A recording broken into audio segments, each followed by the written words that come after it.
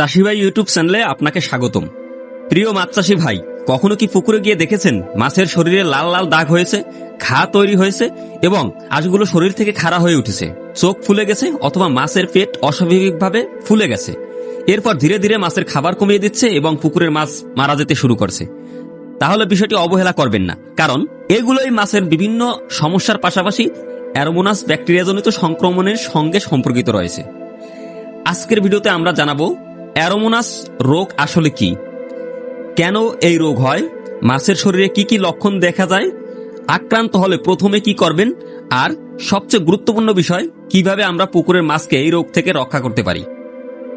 ভিডিওর শুরুতেই একটি বিষয় ক্লিয়ার করে নেই, আমি কোনো মৎস্য বিশেষজ্ঞ নই। আমার দীর্ঘদিন ধরে নিজের ব্যক্তিগত মাছ চাষের অভিজ্ঞতা রয়েছে এবং সেই সাথে মাছের মেডিসিন এবং মাছের ফিড ব্যবসার সাথে আমি জড়িত। সেই সুবাদে আমার অনেক অভিজ্ঞ মাছ চাষির সাথে পরামর্শ প্লাস বিভিন্ন বিষয় নিয়ে আলোচনা হয়, বিভিন্ন তাদের সমস্যা সমাধানের বিষয় খোঁজা হয় এবং সেই সাথে বিভিন্ন অভিজ্ঞ মৎস্যবিদদের সাথেই নিয়মিত যোগাযোগ হয়। তার এই ধারাবাহিকতায় আমি এই ভিডিওগুলো তৈরি করতেছি। এই ভিডিওগুলো তৈরির উদ্দেশ্য হচ্ছে মানুষের যারা মাছ চাষি আছে তাদের জনসচেতনতা তৈরি করা, সেই সাথে আপনারা যারা মাছ চাষে কম বুঝেন তারা মোটামুটি এই ভিডিওগুলো দেখে কিছুটা হলেও মাছের রোগ সম্পর্কে একটা বিস্তারিত ধারণা নিতে পারেন। তার এই উদ্দেশ্যে আমার এই ভিডিওগুলো তৈরি করা। আপনার পুকুরে যদি ব্যাপক পরিমাণে মাছের রোগে আক্রমণ হয় তাহলে অবশ্যই আপনার নিকটস্থ যারা মৎস্য বিশেষজ্ঞ আছে, মৎস্য অফিসার আছে, উপজেলা মৎস্য কর্মকর্তা আছে, তাদের সাথে যোগাযোগ করে নেবেন। তো যাই হোক, মোটামুটি শেখার উদ্দেশ্যে আজকের ভিডিওটা আপনি দেখতে পারেন। দেখলে আশা করি টুকটাক মাছের রোগ সম্পর্কিত বিভিন্ন বিষয় আপনি জানতে পারবেন। আমি ধারাবাহিকভাবে মাছের রোগ নিয়ে অনেকগুলো ভিডিও তৈরি করব। তার এই ধারাবাহিকতায় আজকে আছি আমরা প্রথম পর্বে। এই পর্বে আমরা মাছের মূলত একটি ব্যাকটেরিয়াজনিত রোগ সম্পর্কে আলোচনা করার চেষ্টা করব। তো যারা নতুন আছেন অবশ্যই চাষি ভাই ইউটিউব চ্যানেলটি সাবস্ক্রাইব করে রাখবেন, কারণ পরবর্তীতেও আমি এই ধরনের ভিডিও আপনাদের জন্য তৈরি করব। তো কথা না বাড়াই, চলুন বিস্তারিত ভিডিও শুরু করি। প্রিয় মাছ চাষী বন্ধুরা, প্রথমেই জেনে আসা যাক অ্যারোমোনাস রোগ কি। অ্যারোমোনাস হলো এক ধরনের ব্যাকটেরিয়া যার মধ্যে রয়েছে অ্যারোমোনাস হাইড্রিফিলিয়া, যা মাছের বিভিন্ন ধরনের সংক্রমণের সঙ্গে গুরুত্বপূর্ণভাবে জড়িত। এই ব্যাকটেরিয়া সংক্রমণে মাছের শরীরে ঘা, লাল দাগ, রক্তক্ষরণ এবং বিভিন্ন ধরনের ক্ষত দেখা দিতে পারে। কিছু কিছু ক্ষেত্রে মাছের পেট ফুলে যায়, আঁশ খাড়া হয়ে যাওয়া এবং চোখ ফুলে বাইরের দিকে বের হয়ে যাওয়া, মূলত এটি হচ্ছে ড্রোপসি রোগের লক্ষণ। তবে মনে রাখবেন, পেট ফুলে গেলেই যে অ্যারোমোনাস হয়েছে এমনটা কিন্তু নয়। ড্রোপসি বা পেট ফোলা বিভিন্ন কারণেই কিন্তু হতে পারে। তাই শুধু একটি লক্ষণ দেখেই কিন্তু মাছের রোগ নির্ণয় করা উচিত নয়। অনেক সময় কিন্তু মাছের বেশি খাওয়ার কারণেও কিন্তু পেট ফুলে যায়, তখন কিন্তু বদহজমজনিত কারণেও কিন্তু এই পেট ফুলে যাওয়ার সমস্যাটা দেখা হয়। তো এইরকম বেশি খাবার জন্য তো যদি সমস্যা হয় সেটারে কিন্তু আমরা অ্যারোমোনাস বা ড্রোপসি রোগ বলে ধরে নিতে পারবো না। তো যাই হোক, আসলে আমাদের পুকুরের মাছে অ্যারোমোনাস কেন হয়? প্রিয় মাছ চাষী ভাই, অ্যারোমোনাসের মতো ব্যাকটেরিয়ার উপস্থিতি অনেক পুকুরেই থাকে, কিন্তু মাছ যখন দুর্বল হয়ে যায় বা কোনো কারণে স্ট্রেস পড়ে, সেই সময় কিন্তু মাছ আক্রান্ত হওয়ার ঝুঁকিটা বেশি থাকে। ধরেন আপনার পুকুরে অটোমেটিক্যালি কিছু অ্যারোমোনাস ব্যাকটেরিয়া আছে, কিন্তু আপনার মাছগুলো যদি সুস্থ সবল তরতাজা থাকে তখন কিন্তু এই অ্যারোমোনাস ব্যাকটেরিয়া আক্রমণ করতে পারে না। কিন্তু কোনো কারণে যদি পানির মান খারাপ হয়, পুকুরের তলদেশের কাদায় দুর্গন্ধ বা অ্যামোনিয়া গ্যাস হয় এবং বিভিন্ন ধরনের খাবার বা জৈব পদার্থ পচে পুকুরের তলদেশটা বিষাক্ত হয় এবং পানির মান খারাপ হয়, তখনই কিন্তু সহজেই এই অ্যারোমোনাস ব্যাকটেরিয়া আমাদের মাছকে আক্রান্ত করতে পারে, যার ফলে কিন্তু বিভিন্ন প্রকারের সমস্যা ধীরে ধীরে দেখা দেয়। তো অ্যারোমোনাস ব্যাকটেরিয়ার আক্রমণের আমি যদি কয়েকটা ধাপ ধরে ধরে বলি, প্রথমত হচ্ছে পানির গুণগত মান খারাপ হওয়া। আপনার পুকুরে যদি অক্সিজেনের লেভেল কমে যায়, অ্যামোনিয়া নাইট্রেট বেড়ে যায় এবং পানিতে অতিরিক্ত জৈব পদার্থ থাকে, তাইলে কিন্তু মাছগুলো দুর্বল হয়ে পড়বে, সেই সাথে মাছগুলোকে অ্যারোমোনাস ব্যাকটেরিয়া আক্রমণ হওয়ার সম্ভাবনা থাকবে। দ্বিতীয়ত হচ্ছে অতিরিক্ত মাছ মজুদ। আপনার যে পুকুরে নির্দিষ্ট পরিমাণে যে মজুদ থাকার কথা তার থেকে যদি অতিরিক্ত মাছ মজুদ হয়, তখনই কিন্তু বিভিন্ন ধরনের সমস্যা হয়। সেই সমস্যার পাশাপাশি কিন্তু আমরা এই অ্যারোমোনাস ব্যাকটেরিয়ার আক্রমণ আমাদের মাছে হতে পারে। তৃতীয়ত, মাছের শরীরে যদি কোনো কারণে ঘা হয়ে থাকে, সেই ঘাতে সহজেই কিন্তু ব্যাকটেরিয়া আক্রমণ করতে পারে, যার কারণে কিন্তু মাছ দ্রুত অসুস্থ হয়ে পড়তে পারে। চতুর্থত হচ্ছে অতিরিক্ত খাবার প্রয়োগ। আমরা যদি পুকুরের নির্দিষ্ট পরিমাপের চেয়ে যদি অতিরিক্ত খাবার দেই তাহলে কিন্তু এই অ্যারোমোনাস ব্যাকটেরিয়া সহ আরো বিভিন্ন রোগেরই কিন্তু আক্রান্ত হতে পারে। আর একটা বিষয় হচ্ছে, যদি পুকুরের বা পরিবেশের তাপমাত্রাটা হঠাৎ পরিবর্তন করে, ধরেন সকালের দিকে খুব রোদ, বিকালের দিকে অনেক ঠান্ডা বা বৃষ্টি হয়েছে, এই ধরনের যে দিনের ভিতরে আবহাওয়া তারতম্য ঘটে, আপ ডাউন করে, এরকম আবহাওয়ার খারাপ হলেও কিন্তু অনেক সময় আমাদের মাছগুলো অসুস্থ হতে পারে বা বিভিন্ন প্রকারের ব্যাকটেরিয়া আক্রান্ত হতে পারে। তো যাই হোক বন্ধুরা, এই পর্যায়ে আমরা জেনে আসা যাক যে অ্যারোমোনাসের লক্ষণগুলো কি কি।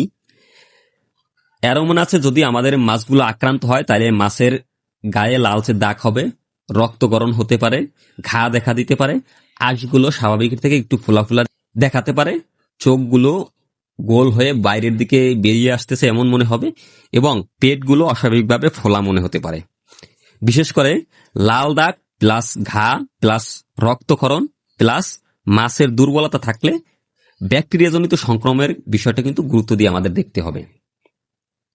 তো যাই হোক বন্ধুরা, যদি আপনার পুকুরে অ্যারোমোনাস ব্যাকটেরিয়ার আক্রমণ হয় এমন সন্দেহ যদি আপনার হয়ে থাকে, তখন আপনার কি করা উচিত? যদি মনে করেন যে পুকুরে এই অ্যারোমোনাস ব্যাকটেরিয়া আক্রান্ত হয়, তাইলে আপনি প্রথমত আপনার কিছুটা পানি পরিবর্তন করতে পারেন। সেই সাথে সাথে পানিতে অক্সিজেন লেভেল যাতে ঠিক থাকে সেই ব্যবস্থাটা করতে পারেন। পুকুরের পাড়ে যদি পর্যাপ্ত রোদ না লাগে, রোদ লাগার ব্যবস্থা করতে পারেন।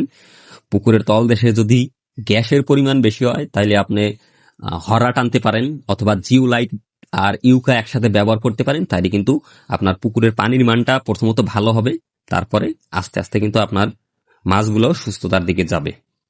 আর একটা বিষয় হচ্ছে, যদি পুকুরের মাছের ঘনত্ব অনেক বেশি থাকে সেই সময় আপনি চেষ্টা করবেন যে কোনো মাছ যদি রোগাক্রান্ত হয় তাহলে সেই রোগাক্রান্ত মাছটাকে সরিয়ে ফেলতে এবং মাছের ঘনত্ব কিছুটা হলে কমিয়ে ফেলতে।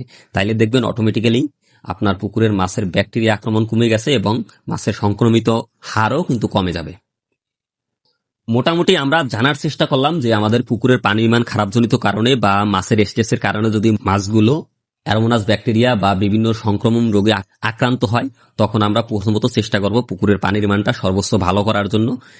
তার পরবর্তী সময় যদি এর থেকে বেশি সংক্রমিত হয় এবং দেখা যাচ্ছে মাছগুলো মারা যাচ্ছে এবং অতিরিক্ত অসুস্থ, তখন আপনারা চেষ্টা করবেন যে একজন বিশেষজ্ঞ যারা আছে মাছ চাষ রিলেটেড, যারা অভিজ্ঞ প্লাস হচ্ছে বিভিন্ন মৎস্যবিদ আছে এবং উপজেলা কর্মকর্তা আছে, তাদের সাথে যোগাযোগ করতেন। তারা আপনার মাছের লক্ষণ এবং মাছের শরীর সবকিছু দেখে ট্রিটমেন্ট দেবে, তাহলে দেখবেন বলে মাছগুলো সুস্থ হয়ে যাবে।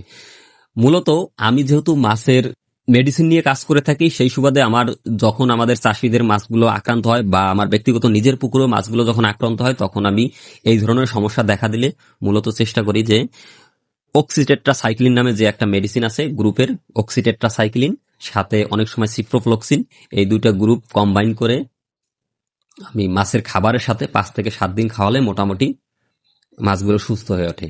কিন্তু আপনার যদি মাছে আক্রান্ত হয় তাহলে কিন্তু আপনি নিজে নিজে এই পদক্ষেপটা নিবেন না। আপনি চেষ্টা করবেন একজন অভিজ্ঞ মাছ চাষী প্লাস মৎস্য বিশেষজ্ঞ অথবা মৎস্য কর্মকর্তার শরণাপন্ন হতে, তাইলে কিন্তু সর্বোচ্চ ফলাফল পাবেন বলে আমি আশা করতেছি। তো মোটামুটি আমি আজকে অ্যারোমোনাস ব্যাকটেরিয়া নিয়ে আলোচনা করার চেষ্টা করলাম। পরবর্তীতে আমি অনেকগুলা ভিডিওর সিরিজ কিন্তু আপনাদের সাথে তুলে ধরার চেষ্টা করব। আমি চেষ্টা করব যে মাছের রোগগুলা নিয়ে যাতে আপনারা মোটামুটি ধারণা পেতে পারেন এবং হচ্ছে আপনার পুকুরে মাছের রোগাক্রান্ত যাতে না হয়, সেই জন্য যে অগ্রিম যে ব্যবস্থাগুলো নিতে পারেন সেই বিষয়টা নিয়েই আপনাদেরকে পরামর্শ দেওয়ার চেষ্টা করব। তো আশা করি আজকের ভিডিওটা আপনাদের ভালো লাগছে। পরবর্তীতে আমি এইরকম আরো নিয়মিত আপনাদের সাথে ভিডিও তৈরি করব। তো পরিশেষে একটা কথা বলতে পারি, সব সময় আপনি চেষ্টা করবেন পুকুরের পানি মানটা ঠিক রাখার জন্য। পানির মান ঠিক থাকলে মাছের কিন্তু রোগাক্রান্ত অটোমেটিক কম হবে, সেই সাথে কিন্তু আপনার মাছের গ্রোথ ভালো থাকবে, আপনি অধিক লাভবান হবেন। সব সময় এই একটা বিষয় খেয়াল রাখবেন যে মাছের রোগের প্রতিকারের চেয়ে কিন্তু প্রতিরোধই উত্তম। আর প্রতিরোধের জন্য আমরা কি করতে পারি? সর্বোচ্চ চেষ্টা করতে পারি যে পুকুরের পানির মানটা যাতে ঠিক থাকে, যেটা মাছের বসবাসের উপযোগী যে পানিটা থাকা উচিত সেইটা যেন থাকে, তাইলে দেখবেন অটোমেটিক্যালি কিন্তু মাছের রোগ কম হবে। তো যাই হোক, পরিশেষে আমরা বলতে পারি যে মাছের রোগের চিকিৎসা শুধু ওষুধে নয়, ভালো পানির ব্যবস্থাপনার যদি থাকে তাইলে এমনিতেই আপনার মাছগুলো কিন্তু অটোমেটিক্যালি সুস্থ হয়ে উঠবে। তো যাই হোক বন্ধুরা, আজকের ভিডিওটা যদি আপনার ভালো লেগে থাকে অবশ্যই ভিডিওটা একটি লাইক দেবেন এবং আপনার যারা মাছ চাষী বন্ধু আছে তাদের কাছে ভিডিওটি শেয়ার করে দেবেন। আর নিয়মিত এমন ভিডিও পেতে অবশ্যই চাষি ভাই ইউটিউব চ্যানেলটি সাবস্ক্রাইব করে রাখবেন। আর আপনি কি মাছ চাষের সাথে যুক্ত, কোন এলাকা থেকে দেখতেছেন, আর আপনার কখনো এই ধরনের লক্ষণ আপনার পুকুরে দেখা দিয়েছে কিনা তাহলে অবশ্যই কমেন্ট করে জানান। আর যদি কোনো পরামর্শ বা আমার সাথে যোগাযোগ করা প্রয়োজন পড়ে, ডিসক্রিপশনে আমার হোয়াটসঅ্যাপ নাম্বার দেওয়া আছে, আপনার চাইলে সেখানে SMS করতে পারেন। তো আজকে আর কথা বাড়াবো না, ভালো থাকবেন, সুস্থ থাকবেন, আধুনিক পদ্ধতিতে মাছ চাষ করবেন এই প্রত্যাশা নিয়ে আজ এখানেই শেষ করছি। ধন্যবাদ সবাইকে।